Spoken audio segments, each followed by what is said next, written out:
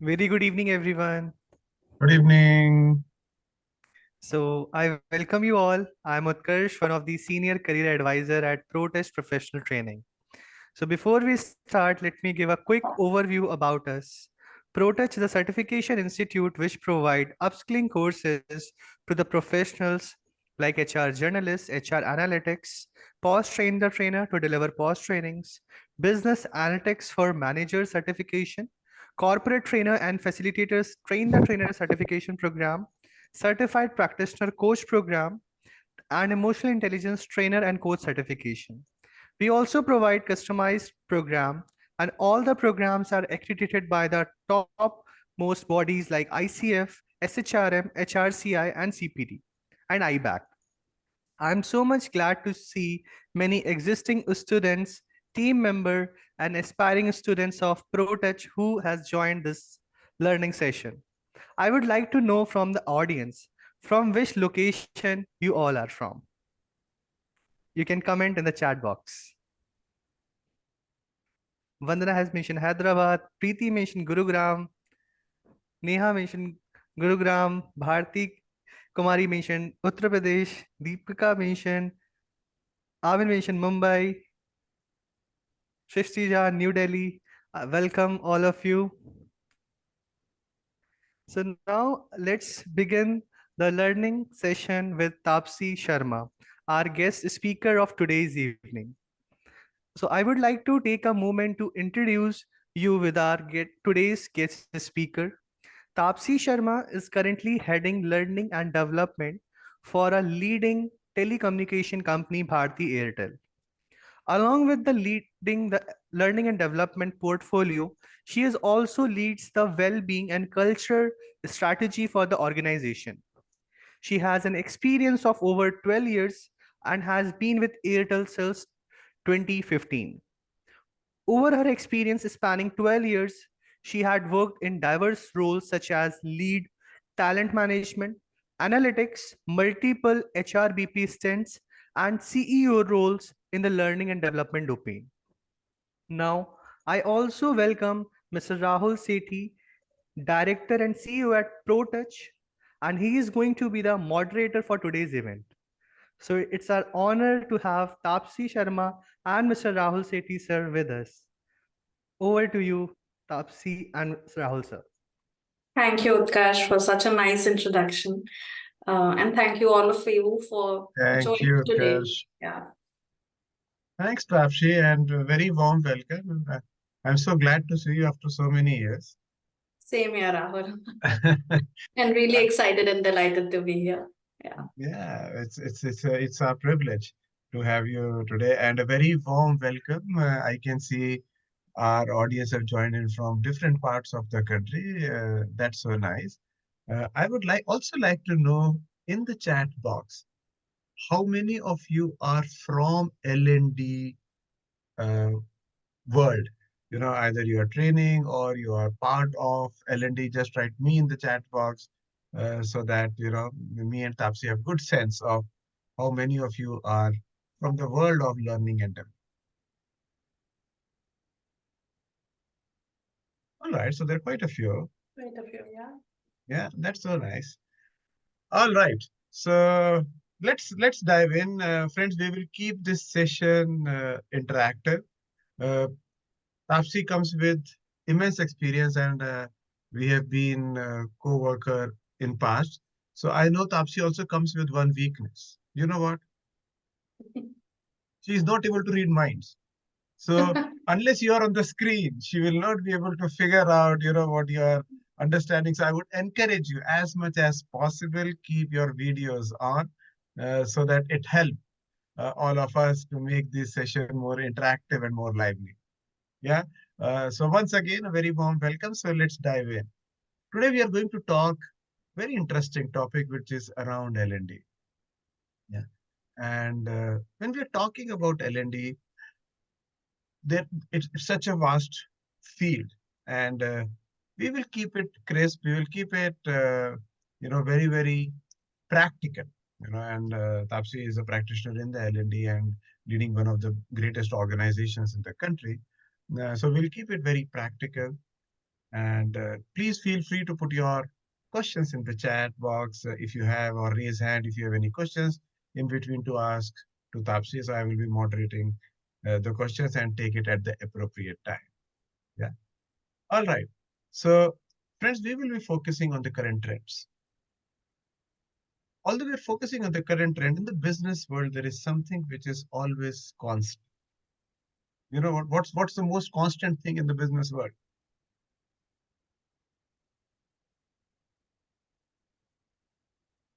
Anyone can give Change, it. absolutely, Yeah, Evan. You know, absolutely. change is the only constant. And Tapsi, my first question to you is, in a rapidly changing business landscape, and it is ever so rapidly changing in the recent few years, how are large organizations, or how are organizations at large adapting their learning and development strategies to meet the demand of this change? Right. No, thanks, Rahul. And as Hemal rightly pointed out, it's everything is changing rapidly around us. You look at technology from years ago to where we are now with Chat GPT, generative AI. Everything new is coming in the tech space. And not only tech, we talk about the future of work evolving, right? We say, okay, the way we are working is changing, be it not only hybrid or flexible working, but also gig economy coming in. Also, the workforce that is entering the organizations is also changing. As increasingly we see a young workforce entering into the organization. And I think if you look at it, all the variables in this space are changing a lot. And I think it's important for all organizations to keep looking at their models, revisiting them, looking at their frameworks and strategies, and seeing, is it meeting the requirement or the deliverables of what the business demands. Learning and development is not only about just upskilling employees or ourselves. It's also about how this upskilled workforce will lead to business productivity improvement or the targets achievement, right? um, it's not just the soft factors, though they also lead to the larger goal, but it's important to understand that how we really create an impact in the organization as an L&D function, as an L&D domain. And hence, it's very, very critical that we are agile. And when I say agile, I mean we understand how the market is changing and we adapt ourselves, our style, and are also fast in not only designing the content, but also ensuring that it reaches the last mile. And hence, one of the things that I have really that we've been doing here at Airtel is look at, even starting from even the fact that is our current structure of learning working, right? Because to give you an example, we had a structure within my team where people would be aligned to different functions, would work with them. And then we would realize, okay, if a new capability comes in, which is a need of our, and we need to act on it fast, you do not have that speed because everybody is working on 10 different things. So we even started looking at evolving our structure to say, let's do a platform ways of working. Platform ways of working is what typically the product team, you'll hear it in digital context. They do it. We said learning can also be a platform ways of working. So let's relook at our structures to say, okay, there's a platform on leadership, there's a platform of people manager capability building, there's one on strategic capability building, and we work really deep, create repeatable modules which can be scaled up. So that's what's agility. So one, adapting our structures. But apart from that, if I talk to you about overall, I think when you look at the different changing variables in the ecosystem, there are a couple of things which are very, very critical. One is embracing digital learning. I understand the way we do classroom program versus digital, the impact is different. But if you have to reach the mass audiences and do it in a fast way or give them the power of their learning style, then digital learning is a way to go. The second is personalizing learning experiences. Because, as a learner, if I have the learning recommendations coming to me, which are very, very specific to me, I will be motivated to learn. And I think the other two areas that are important are leveraging data and analytics. Learning cannot work in silo.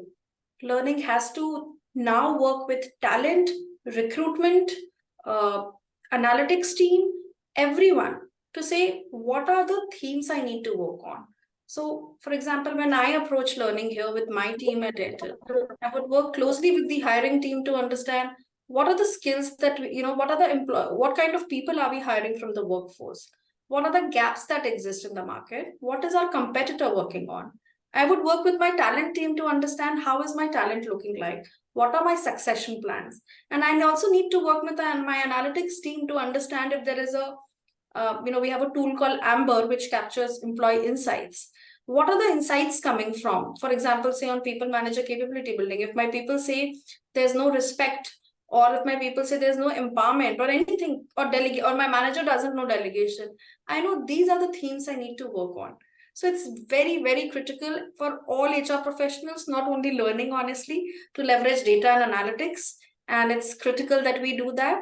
And fourth is ensure that we are continuously, we have a focus on continuous learning rather than event based approach.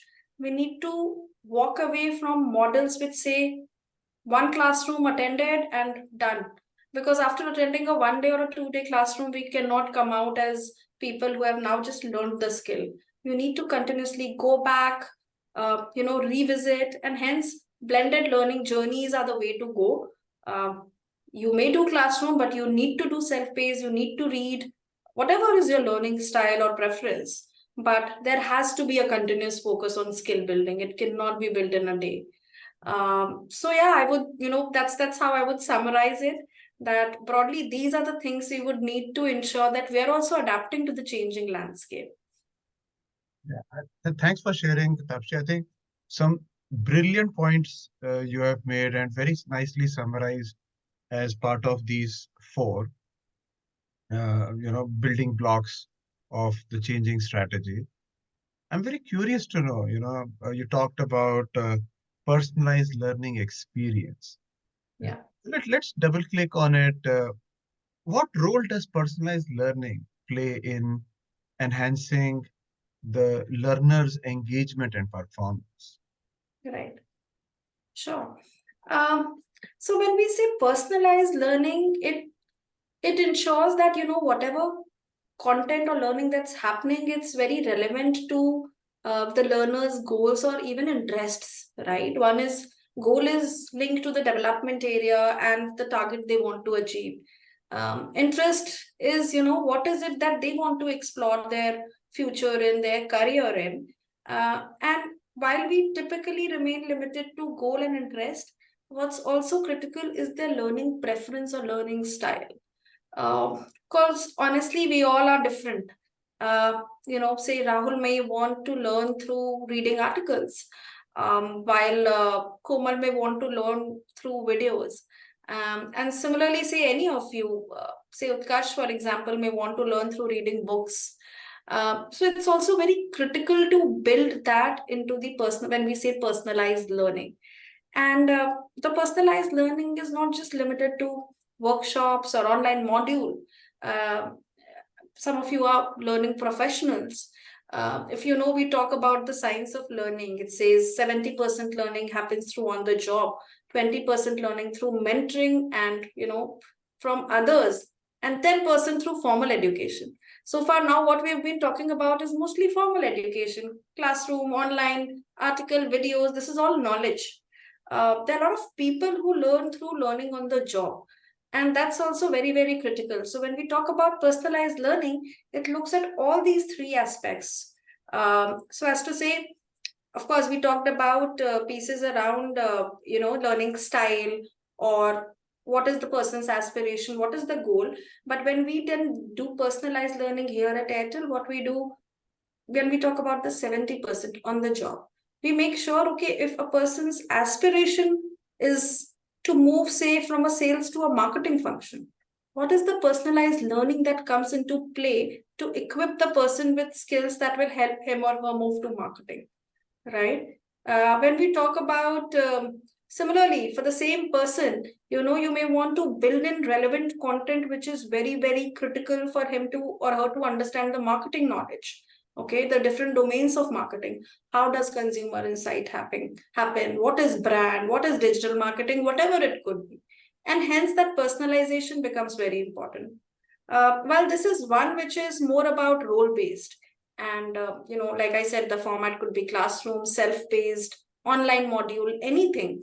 But it's also about looking at uh, what does my new age learner want. When I say new age learner, uh, the new age learner is very impatient. The new age learner will have very less attention span. The new age learner, if will start learning something, be it online or offline, sees if this or that, this doesn't meet his or her demand, they will log off. They'll stop their learning journey, and that's a huge loss, right? And hence, how do you even engage them through new tools and technologies? I'm not sure how many of you are aware of these terms, but all of you would have heard about a tool called learning management system, right? Um, it would have all the content. You can do workshop attendance, plan workshop, schedule it with them. But I'm not sure how many of you have heard of LXP. LXP is a learning experience platform. It's basically the front end. While LMS is the back end, LXP is the front end. And a lot of organizations are now using LXP because it is enhancing their user experience, the learner experience.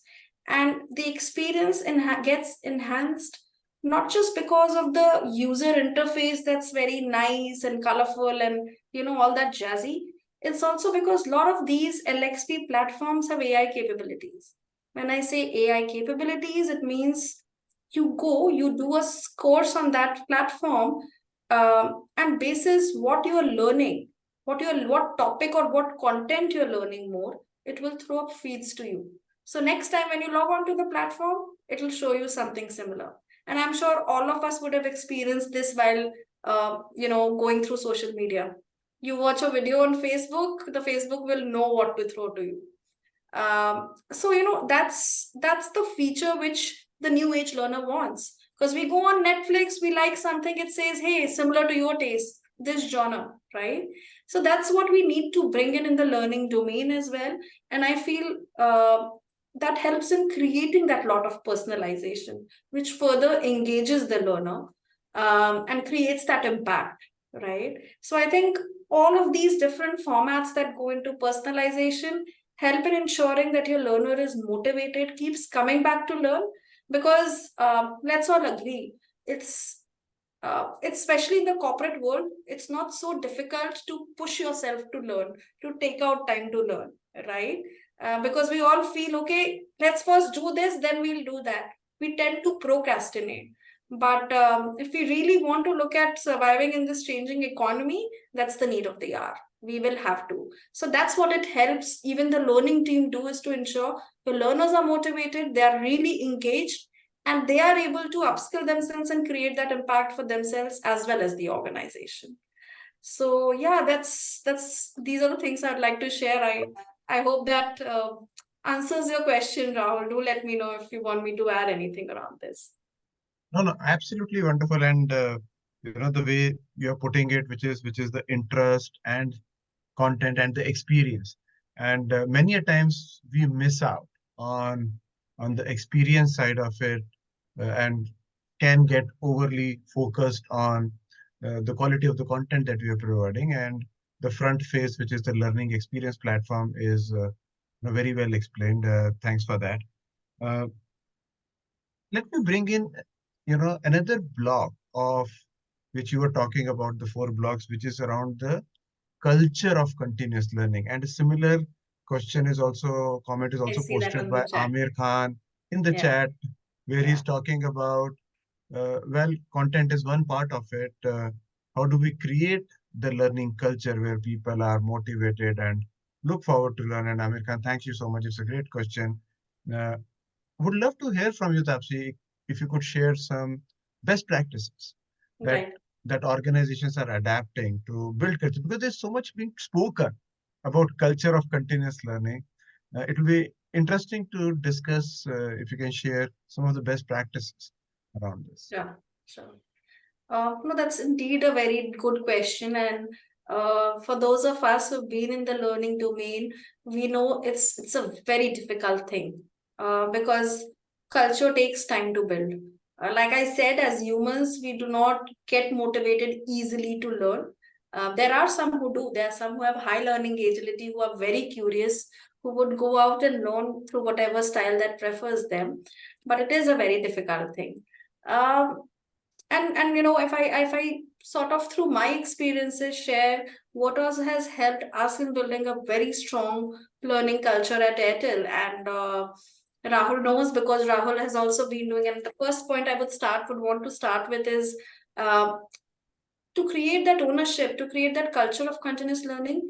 It's not to be driven by HR, it has to be driven by leaders. And why I say Rahul is because I remember Rahul also, when he was with Airtel, would do a lot of such sessions himself. There was no one who would go and tell him, you need to do this session for your employees. If leaders start doing that, if leaders understand the impact it creates, that's a lot. And it's not just leaders, uh, you know, um, facilitating sessions. It's also leaders taking complete ownership of, are these teams upskilling themselves? And honestly, that's the approach we follow. So when we launch any new program in Airtel right now, we've made it a point that if there's a need coming from business, along with asking them, okay, what are the themes, what are the needs, we also ask them, who's the business sponsor for this? That's really, really critical. Um, and I think that has really helped us a lot in establishing that culture of continuous learning, because it's leaders who keep on ensuring that learning is something that employees continue to do. It stays top of their minds. When we look at our we call it unified behavioral framework, it's actually a leadership competency. You'll also see learning agility as one point which is there on which people are evaluated. So not only talking about leaders leading this, but also building it into a performance system, so as to say that okay, people are continuously focused on this. The other piece is around the area of micro learning. uh, Sorry, there's some disturbance, I hope. Sorry for the background noise. The other piece is micro learning, and I talked about new age learners. Their attention span is less, and rather than having training done in back to back 3 days, 4 days, 5 days, what we have started doing is looking at the format of micro learning. There's a very nice brand that we have internally created called Learning Shots. And it's not just around leadership of behavioral, it could be around technical, it could be around functional, it could be around even elements of well-being and culture. And that has really helped us because whatever happens is completely self pull based learning. There is no push that happens here. To give you an example, when we were launching 5G, when we were getting to launch 5G in the market, our director, CTO, national, who's on the Airtel management board, he himself led a learning shot, wherein all we did was just send a calendar invite to all our employees, and we had around 3,000 people joining at the same time to understand 5G, the impact it creates, the use cases, etc. And that's really, really powerful learning. There is no push, there's no follow up, people just logging in themselves to hear. And while Randeep is an example of and also a topic that is very, very relevant, 5G, we are in a way we have created it as a culture where you would have not only senior level but even mid level managers, vertical heads talking about certain domains, and people across the country logging in. And so that's been very powerful. So, and the third piece, I talked about leaders building leaders. I talked about micro learning, that is looking at the format. And the third piece is what I talked about earlier in my earlier discussion as well. It's important to look at what do your learners want? What is their style? So when we look at our content partnerships with partners in the market like a Udemy or a Skillsoft or a Coursera, we also look at what are the different formats they enable. Is it just video or online module, or do they also have options of books, right? So some of those things have really helped us in ensuring that it's a pull based culture. In addition to that, what we also do throughout the year is have uh, formats like flash mentoring, where we, for example, the performance cycle is on right now. There might be some managers who would be worried, thinking, will I be able to lead a dialogue with my team member if the rating is average or moderate? Am I confident enough as a manager to do that? And we've just today, in fact, released a mail saying, hey, if you are some manager who's hesitant, has some of those points, don't worry. If you want a flash mentoring by an experienced people manager, let us know. And that's what we do. And that has kept the culture alive. We do peer learning forums a lot nowadays, where we ensure that the peers learn together, people from different businesses, functions, they get that, that cross pollination happens. So these are some of the things that we have been doing, and thankfully, fortunately, honestly, it's been working for us, and it's leading to a lot of ideas, as well as upskilling of the entire organization. So as a whole, now we get a lot of demands for certain topics, so as to say, okay, I want to learn about this, or we should have this content partnership, which is currently not existing. But yeah, these are some of the things which have really helped us. Amazing. Amazing, Tapsi. And I could sense the energy that you're also exhibiting while you're explaining. I think the passion is superb. It's an amazing session going on. Uh, what is showing up for me? And I would let's take a pause here and invite all our participants who have joined this webinar to contribute to this conversation. Uh, my question to you is, as Tapsi explaining you so many beautiful concepts and practices, what is showing up for you? Uh, and let me start, and then I will hand it over to other participants. Just raise hand, feel free to contribute, and I will take you in a sequence, some of you, and we would love to hear your thoughts as well. What is showing up for me is if you have to really build a great culture, apart from practices, we also need to brand these practices very well. And in within our organization also, Dr. Aparna keeps pushing this agenda very hard, saying that we need to brand initiatives. If you're able to brand initiatives well, the possibility of their adoption is very high, and we have to brand it basis our audience. Uh, you know, some of the branding stuff that Tapsi is talking about is very, focused on youthful language. Say, for example, she talked about learning shorts. It's a very youthful language and it is branded very well. She talked about flash mentoring. Well, mentoring is a age-old phenomena, but converting them into a more youthful style of, say, flash mentoring. I think the way these properties are branded is equally important to build this culture is what is showing up for me. Would love to hear from other participants who joined this webinar. What is showing up for you?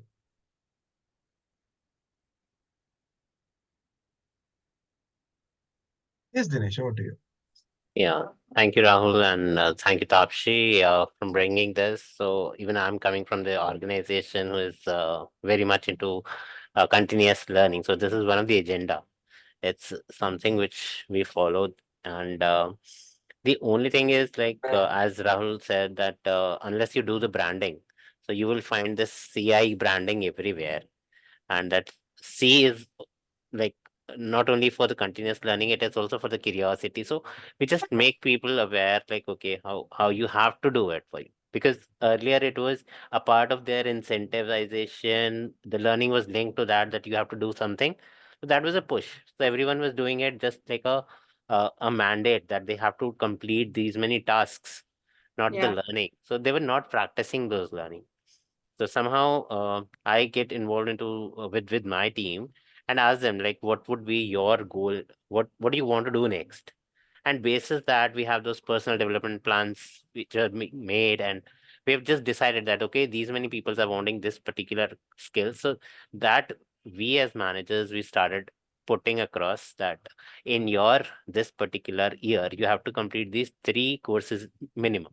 So this should be your level, and now you're at the beginner level, so at least complete the beginner level.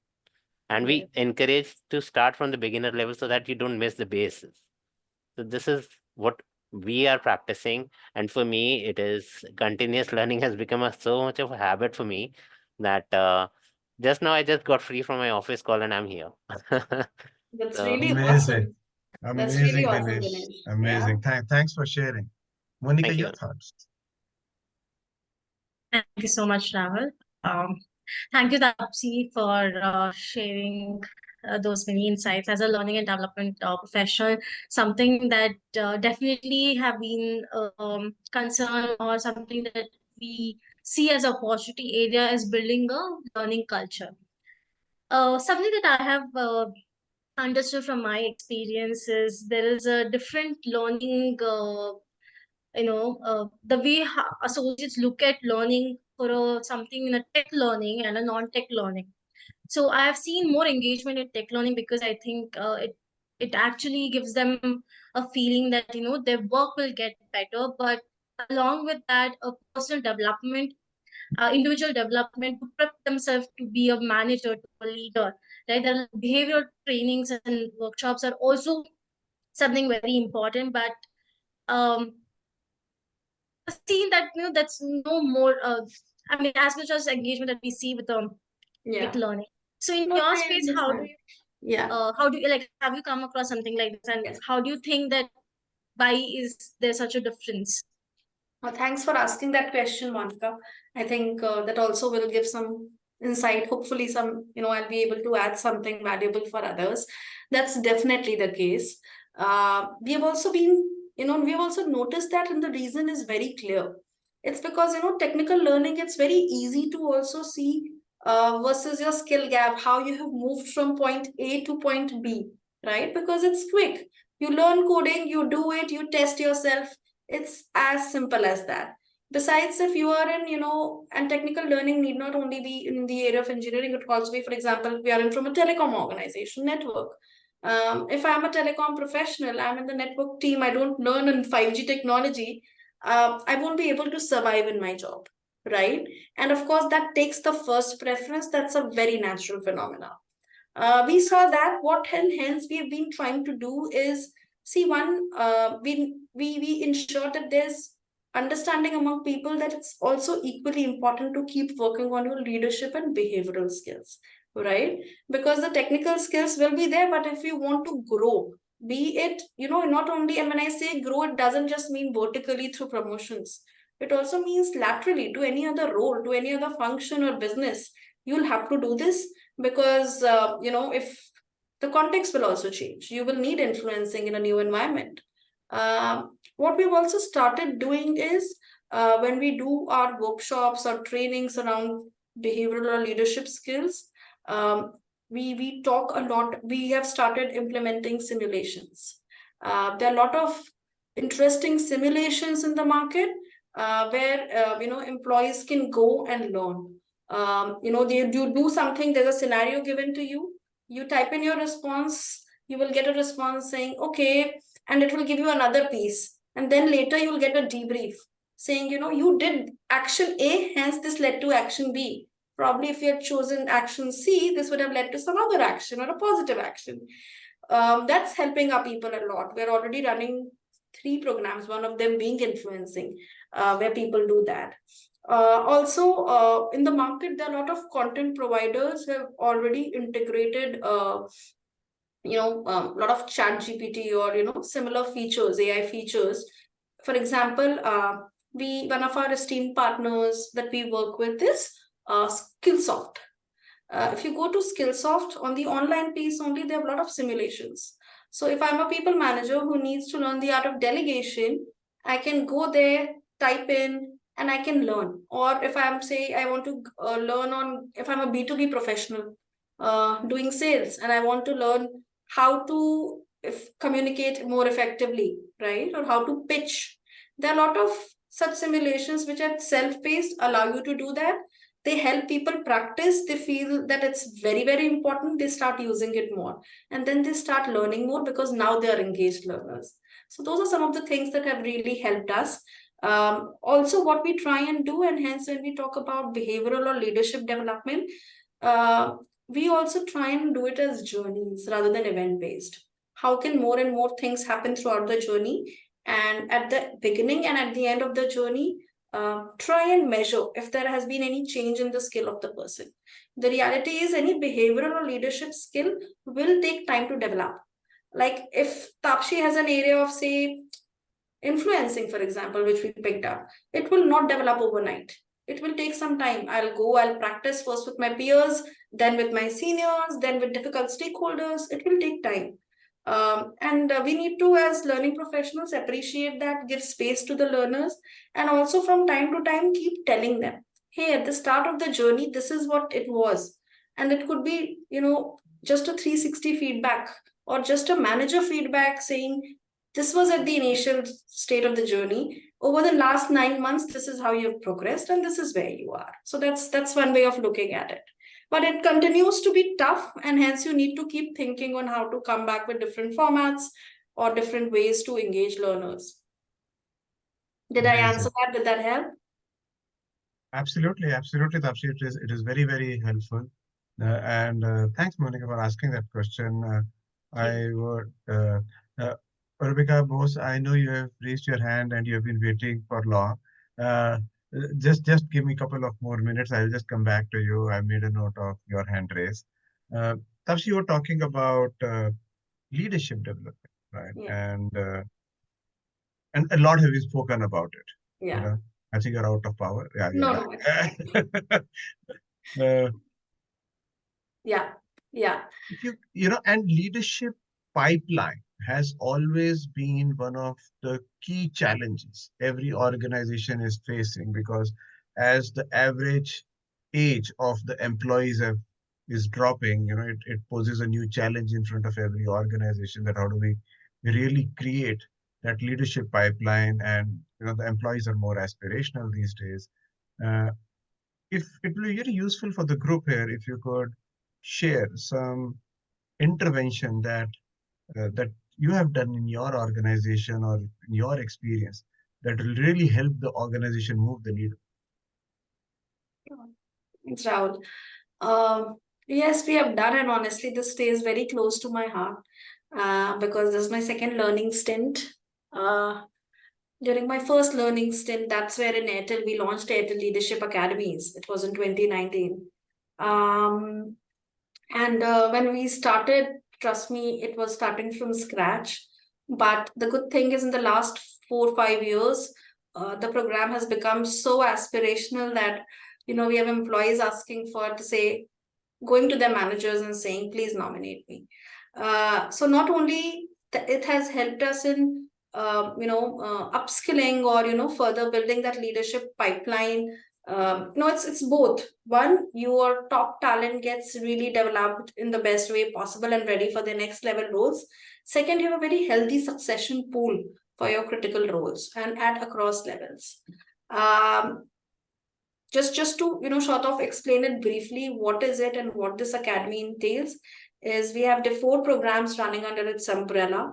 And because there are 4 different levels, so while the elements slightly vary from one to another, but just to give you an idea, what all the journey includes is, first of all, we have a very rigorous procedure for nomination, where we set in criteria for high potential top talent. um, and honestly, one thing that as learning professionals we'll sometimes need to keep up, really be strong on, be very assertive on, when you're running such top talent journeys for very, very select pool, you cannot treat it as an engagement pool, right? So that's why, just like you would have those discussions in performance conversations, we also have very strong research discussions so that we don't dilute, and we only take the numbers we are able to. So there's a very rigorous procedure, and top talent gets nominated. The journey actually starts with a very powerful leadership boot camp. We recently completed one this Monday. And we call people from across the country, and it's a 1 day of inspiring sessions by internal and external leaders that really sets a great start. The other elements of the journey include things like, then the next element is a strong self-discovery component, where people reflect and on their strength and dev areas. And this is not just RM feedback or manager feedback. They have a 360-degree. They go through a personality or psychometric assessment, number of other tools to which helps them. They have a coach call as well, which helps them reflect on what are their strengths, what are their development areas, and then they create their personalized development plan, saying, okay, these are the broad areas we have to work on. What we also focus on, not only working on your dev areas, but also leveraging your strengths. That continues to stay very, very critical.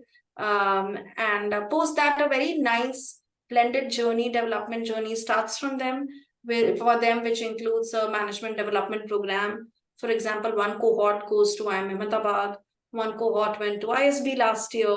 We had one cohort visiting IIM Indore and one going to INSEAD Paris, the most senior ones.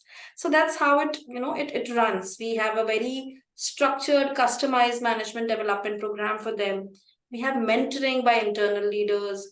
We have a lot of peer learning elements, because this group is a mix of people from different functions and businesses that can be there. So you'll find HR, you'll find legal, sales, marketing, everyone. And honestly, that brings the greatest learning, because all of them come with multiple skills, experiences. And we do a lot of, similar sessions like we're having one right now. A lot of such knowledge sharing sessions in between. And then the journey ends with a final impact assessment, and then they graduate. It's a very nicely, and this entire program journey is program managed by us. We talked about personalization earlier, a lot of personalization that gets built in here, for each and every one. So their personalized learning journeys are also, which we look at, self-paced journeys are completely personalized for them. And this has really helped us a lot in not just engagement of top talent, but it has really helped in developing. So when we look at our step up ratios every year, and if I talk about all the batches that have happened so far, we have a very healthy step up ratio of around 67%, which is much, much higher than the market benchmark of, say, typically 60%, whatever consultants we've spoken to say this is really good. So that's it's difficult to explain it in words. No, I Probably if think I had more time, I would have shared a video it's or a slide. amazing. And Yeah. see, I have been personally a beneficiary of one of these academies, and I understand the power of it. And I've seen all matured organization who are very serious about building this pipeline do it very well. In fact, we have one in ProTouch as well, where we do the leadership academy for our top talent, and building the pipeline for leaders in the organization. Thanks for sharing. I think these are very, very powerful. Uh, Before I go on to my next question, I have to bring in Ulvika Bose. She has been, very patiently waiting. Ulvika, my apologies for keeping your question on hold. Over to you. We'd love to hear from you.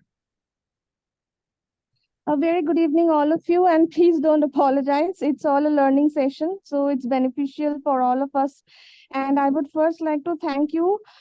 Thanks, ProTouch, for arranging this webinar where we can learn about this learning and development management system in depth.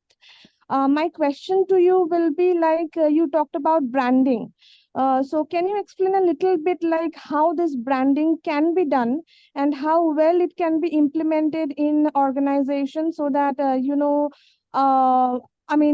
workers like us can become more engaged into this. Like we can become more engaged learner, and then we can help ourselves to upskill. Sure. Um, I think Rahul very nicely caught that and summarized thanks to his marketing brain. Uh, but see, it's very, very important because it also helps in creating that learner engagement. Of course, your branding has to be, like Rahul said, very relevant to the audience. It is also to be very relevant to the theme. And then it stays on in the mind of people. For example, Rahul earlier was talking about learning shots appealing to new age learners. If I send invites, sending a knowledge sharing session, people may not, just look at it so much. But what we did when we launched learning shots, we said learning shots, and there were 4 sub pillars under it: culture shot, leadership shot, functional shot or technical shot, and it people just started attending it saying, okay, today is the technical shot, let us go for it, it'll help us in learning some technology. So that helps in creating that learner engagement. A lot of organizations, for example, the Airtel Leadership Academy I was talking about, it's a brand which has its own logo, because this was, while we may not have it for all our programs, but for this one we have kept a separate logo of Airtel Leadership Academy, and the programs under it are also branded in a way: Emerging Leaders Program, Future Leaders Program, Advanced Leaders Program. And because what also happens when you tell people, hey, you are part of this cohort, people feel very happy. They go out and tell their colleagues we are part of ALP, right? Similarly, when we run, there are a lot of programs we run around diversity, inclusion, uh, and it's not just about branding to be catchy. The brand also indicates to people what is critical for the organization. So when Yes. we launched the program around inclusion, we put in a lot of thought around what should be the name for it. Should we call it gender? For example, I'm not sure how many of you have heard of it, but a lot of organizations run gender sensitization program, right? Yes. What is Yes. gender sensitization program? It's not posh, but it's to tell people how to be inclusive, how to be inclusive, all genders, how to ensure that your women colleagues are feeling as part of the team. But would you call it a gender sensitization program, or would you call it an inclusion in action? Right? Okay. Because you have to understand, if you call it a gender sensitization program, people will say, okay, um, organization is working on its DEI agenda. It will again give us targets for DEI hiring.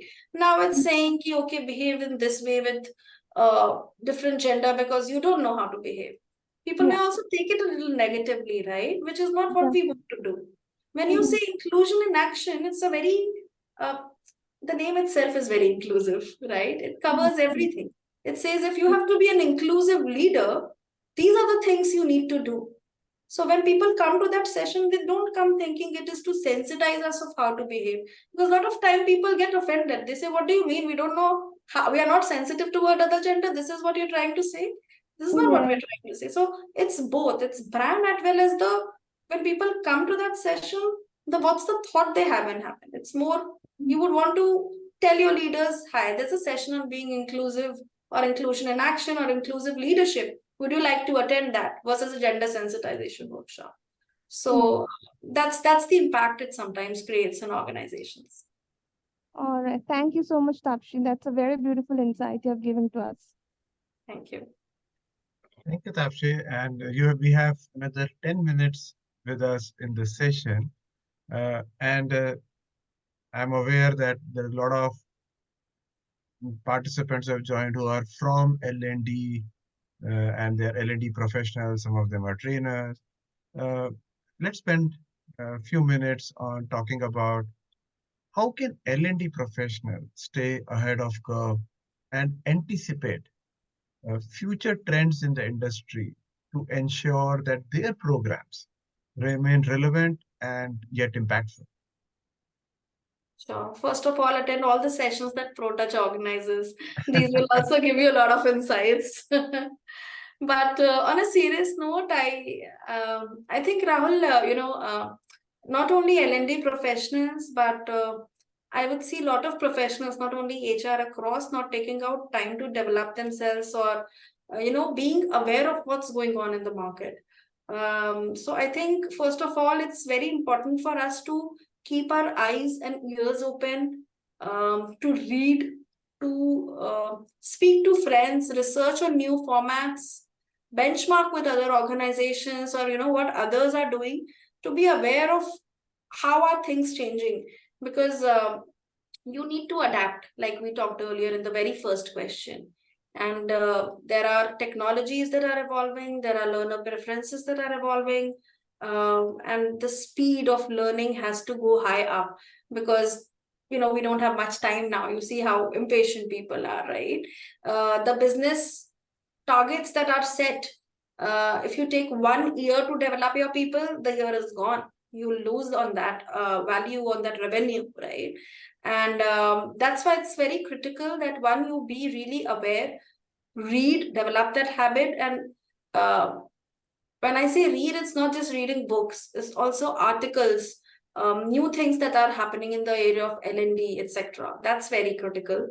The other thing which I feel we could do more as a, to stay ahead of the curve is have a lot of data-driven decision making. A lot of times themes come to us and we do not double click on stuff. I think it's a very, very important to do that detailing of it, to do the de-average, to say, okay, if a need is coming to me from organization to say, we need to build more people manager capability building. Do I just start running a standard program on delegation, giving feedback, blah, blah, blah? Have I gone into data from different sources, be it group discussions, FGDs, focus group discussions, or the tools or the surveys to see what is the data throwing up for me? What are the major issues that people are facing so that you start addressing those? I think that is very critical, and this data driven decision making can be applied not only in terms of content design but also delivery, right? For example, last year we had one strategic capability that we wanted to drive across the organization. We didn't follow the same approach or the same module for all, right? We would have a different content for senior level, a little more contextualized, uh, not only on levels, even on functions. For example, if it's digital appreciation, what it means for HR versus someone in sales is very different because it's not generic. It's very specific to your role, right? And also, when you implement these, you have to look at what format will you use for even rolling this out. Somewhere a workshop will work. Somewhere, probably if I have to cover 10,000 people, and I start doing workshops, it might take years to cover it, right? Do I create a self-paced module? So data from that perspective is also important. So I think data-driven decision making becomes very, very critical. Uh, the third piece I would say is understanding the learner needs. That customer focus needs to be in each and every aspect, even for learners, for us. That what does my customer want? What do my learners want? Or are their expectations? We should start from there. And I think the fourth one is very important, which is impact assessment, right? And we need to really start doing that, linking it to business. Because if as L&D professional in any organization, you want to really want to build that culture which we talked about of continuous learning, you have to show the impact that learning is making to the organization, be it in terms of creating that succession pool, in terms of people upskilling themselves, your productivity increasing, etc. and stuff. So I think that's very, very critical. So yeah, broadly these four areas. And again, watch sessions by ProTouch. Thank you, Tapshi. I think it was very well explained. Thank you so much. We have about another 5-6 minutes with us. I would like to throw open now the session to the audience, to all the participants. If you have any questions for Tapshi, or if there are any reflections, something showing up for you, you would like to share, happy to listen from you. Yes, Hira, over to you. Hi, thank you so much. Warm welcome to everyone, and thank you, Tapshi, for your valued insights. My question is regarding just this first point that you shared right now, where you mentioned about how to be aware of what's happening in the market. As professionals, we tend to be just, yes, reading books, and we tend to engage ourselves there. However, what are those clear sources, resources that we should absolutely be on top of so that we are aware of what's happening in the market? So what are those key top 2 or 3 resources that you would share with us that we should keep going back to? Thanks, Hira, for asking that. I don't know whether my answer is comprehensive because there are a lot more things others would be doing. But what I personally do is, honestly, I'm very active on, I may not be so active on posting on LinkedIn, but I'm very active on reading through what other organizations do. I follow a lot of organizations. I may not be a very frequent person who visits all learning conferences, etc. and stuff, but I do pick out a few which are good for me to develop networks with other organizations, because then I have that, I network well to understand what is the best practice in a different organization, be it in the same industry or a different industry. What are people doing there? That's another thing I do. The third piece I do is I speak to a lot of young people who join the organization.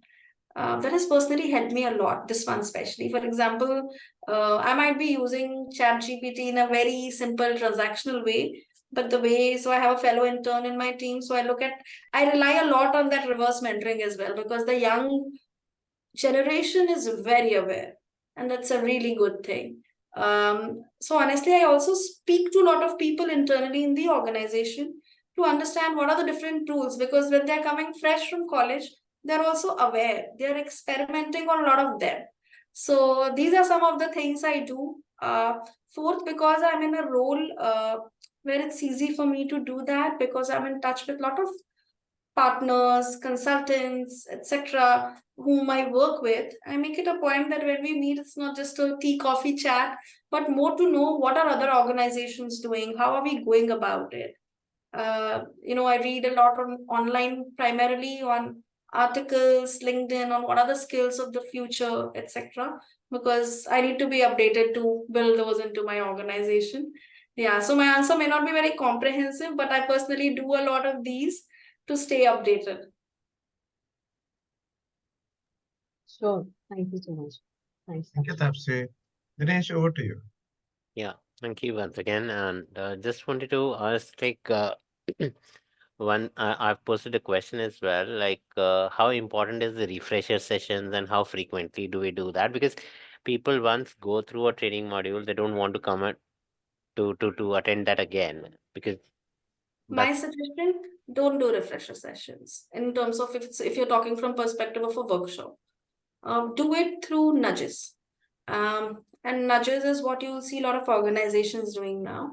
Say you attend a workshop on problems, any topic, for example. It could be Mhm. technical, it could be behavioral leadership. Um, you and ideally what we do is then we at set intervals set some nudges around that topic to the person. Hey, here's an article on this, you may want to read this. Here is a case study, you may want to read this, or a simple quiz, right? So my suggestion is do nudges, don't do refresher sessions, because when I'm attending the same thing for the second time, I will automatically be switched off from the very beginning. And there is no need for me to go through it again if the quality of the content or the facilitation is good.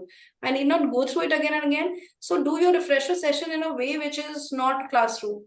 Either it could be nudges or it could be some action items. For Okay. example, if your organization has a LMS or a tool which can enable flashcards, you can say, okay, after 10 days, this flashcard will pop up in the journey of the learning journey of the person, which will say XYZ things. It could be a quiz, it could be action. Go and do this shadowing, job shadowing, or go and take up a small project, right? So, my suggestion nudges should be in that format where it initiates actions rather than giving the same knowledge again and again. Thank you, Tamsi. And Here, if you the don't last mind, I question. would like to contribute here, Dinesh. Yeah. When we conduct the sessions, we at ProTouch follow one particular thing that we create. First of all, a very important is a WhatsApp group. In that WhatsApp group, before the training session itself, we send some reading material, so they get prepared, they get excited about it. During the training session, of course, they are very much involved. I myself asked some people, would you like to have some live bites of the training sessions? And, I ask people to sometimes video record some. I say, I'm going to say something important, just record it. They record it, and with regular intervals, we keep on sending it on the same WhatsApp group. As Tapshi said very nicely, when I plan my training session itself, before even training starts, I have the schedule ready that once in a week, what am I going to tell them and send it? I will not search after my training session. I tell to our clients also, this is how it is going to be. And I will be sharing 15 reminders of this training program. Isn't it wonderful? Right? They remain engaged. And then we also provide sometimes, hey, the training was good. Can we catch up for only for 1 hour online? Right? So if you look at it, one training program, 15 reminders plus 1 hour refresher. Refresher means How is it going? Are you applying these tools or Yeah. not? Did you find any difficulty in applying that tool? Right? This is how we engage with the participants and the reinforcement happens. And that is how we say the retention and the behavioral change we can lead. Yes. At the end of the day, trainees, his or her commitment is equally important. We cannot push them beyond limits. We can only inspire, encourage, and educate. Ultimately, that person's commitment is equally important. But you will always have 5% people who are not interested in that topic because, as Tapshi said, they might have not found it Yeah. personal, personalized. That's perfectly all right. But other 95 we need to serve. So this is how you can have a plan if you want to have training session impactful and give a long-term impact. I hope that will help you. Yes, definitely. And thank you for this Yeah, insight. And absolutely. And what Dr. Parna talked about, the reinforcement being of, how can we help you? That's very critical. I honestly see a lot of organizations repeating the same thing again and again. Sometimes some people give me a feedback saying, "This is a very good training session. Let's do it every quarter." I say, "Stop this training program. If the person needs the same 1 day classroom program every quarter, something's wrong with the program." But yeah, but yeah, I've actually because of this I was having this hindrance of not getting this refreshers or maybe, but there were some doubts which were coming up. So I've just collated all those doubts and I've just on the DL of my office email. So I just put a snippet and we'll just give that one particular term and the meaning and whatever that means. That yeah. is, I'm talking about some kind of a technical or a lean terminology. So Okay. that kind of emails are just rotating to the whole group, to the whole account, and they get that insight. So the people who are interested, they get that. The people, they just put it in the spam. Yeah, no, that will happen. But what you can do is make your mail very interesting for people to read those. Yeah. Yeah. Yeah, I've And learned it from Dr. Aparna already. So now it's happening, and I've been appreciated as well for the mailer that I've been drafting.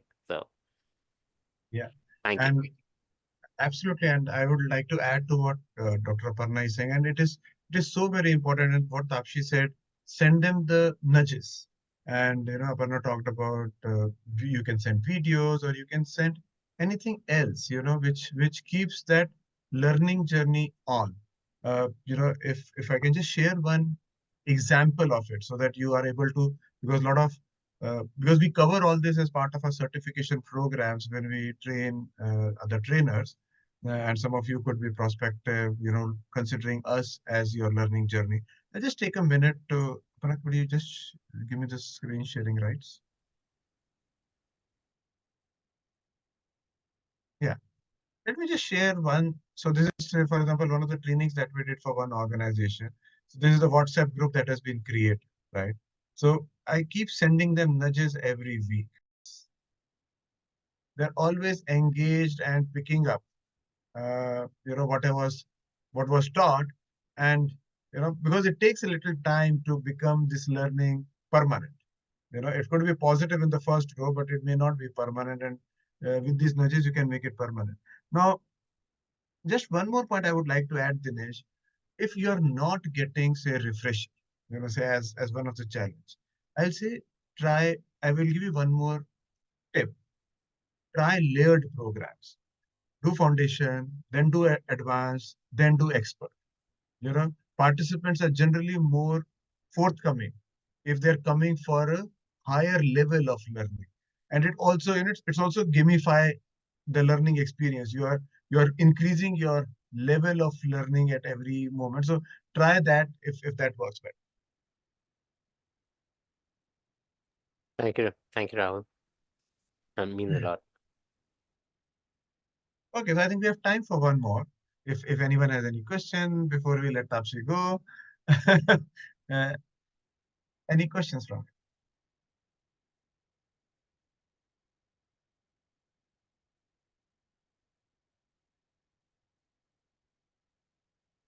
Sir, how to measure the training effectiveness? That is a challenge for us as HR professionals. Hmm.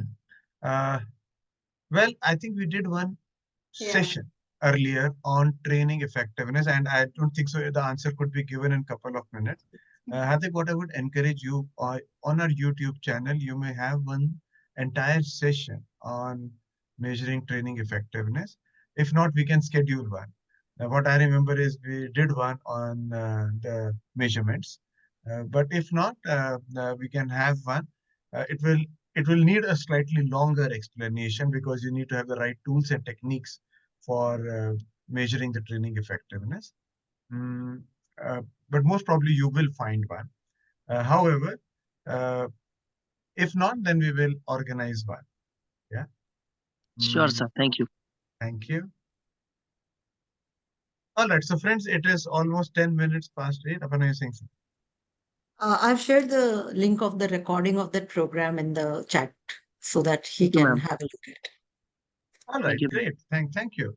So, uh, so we have a fully 1 full hour program on training effectiveness. You will get a lot of insights from it. Yeah. All right, so it's almost 10 minutes past 8.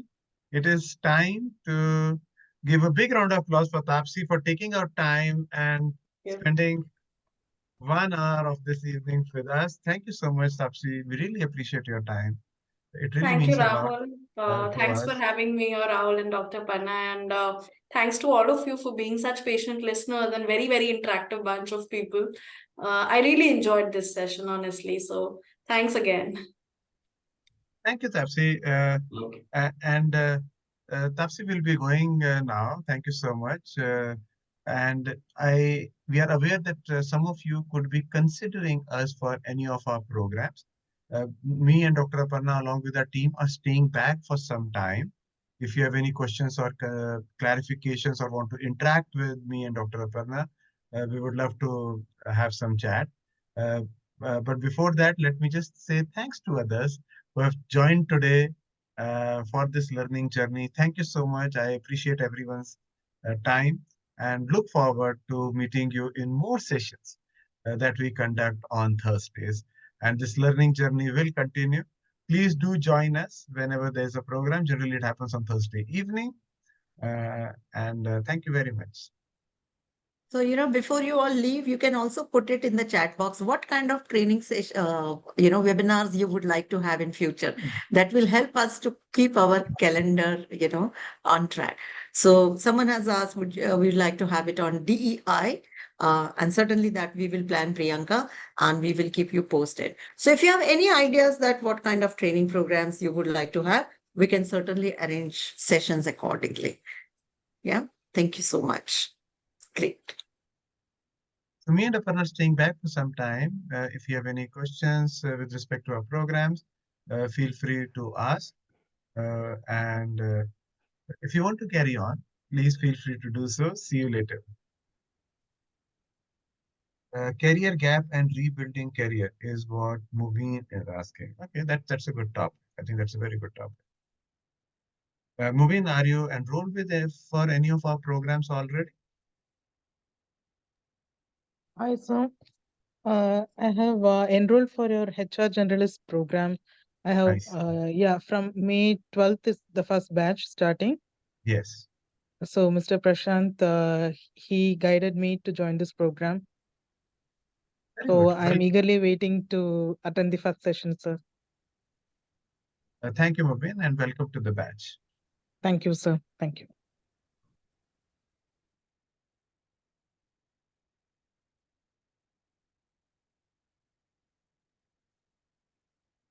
Thank you, Monica. So, actually, Rahul, I just wanted to have.